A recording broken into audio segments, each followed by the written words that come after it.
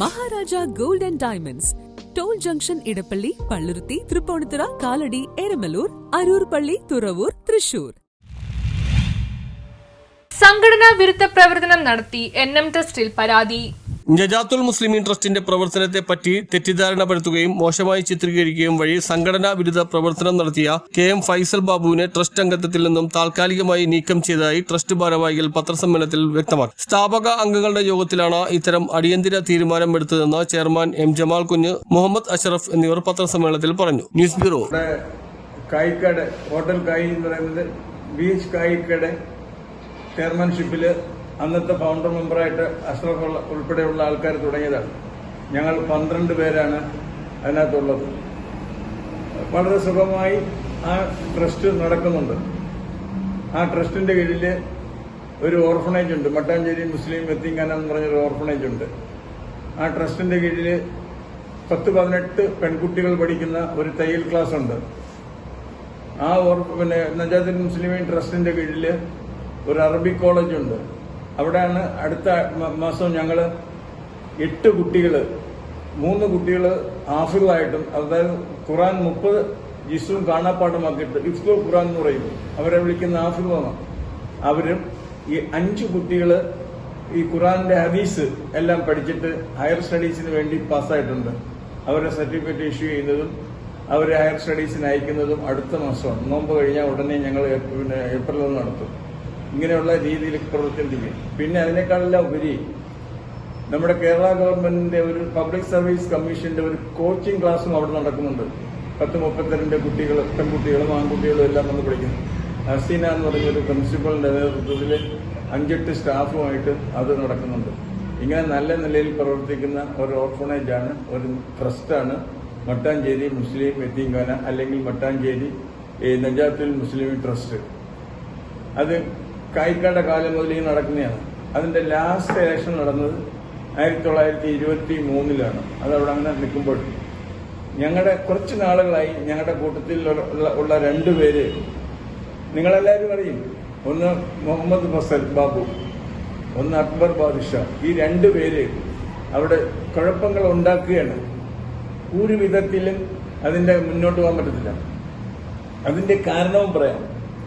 മട്ടാഞ്ചേരി ബസാറിന്റെ നടുഭാഗത്ത്, മധ്യഭാഗത്ത് 52 സെന്റ് സ്ഥലവും ഒരു പൊളിഞ്ഞ ഗോഡൌണും കൂടെ ഞങ്ങൾ വാങ്ങിച്ചതാണ്.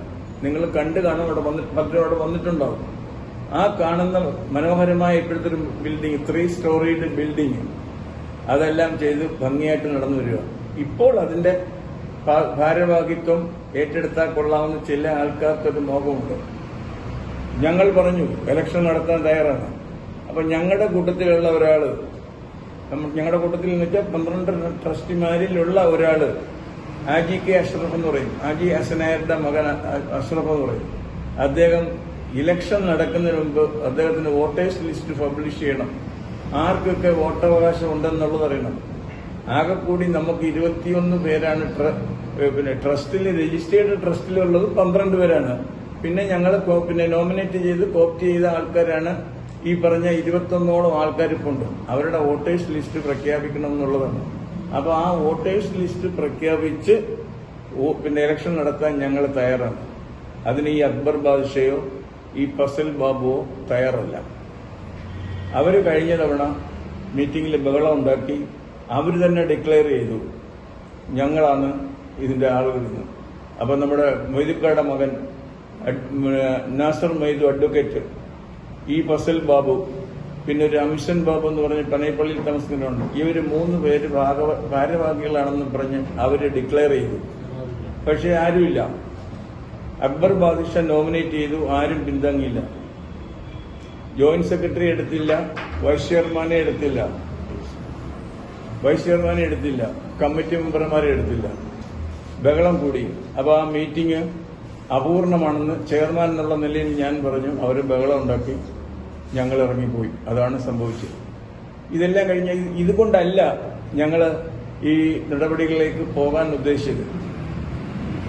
ഞങ്ങൾ എല്ലാ വർഷവും, ഇവിടെ ഇരിക്കുന്ന പലർക്കും അറിയാം, എല്ലാ വർഷവും നജാത്തുൽ മുസ്ലിമീൻ ട്രസ്റ്റിന്റെ കീഴിലുള്ള യത്തീംഖാനയിൽ ഒരു സമൂഹ നോമ്പ് തുറ വെക്കും.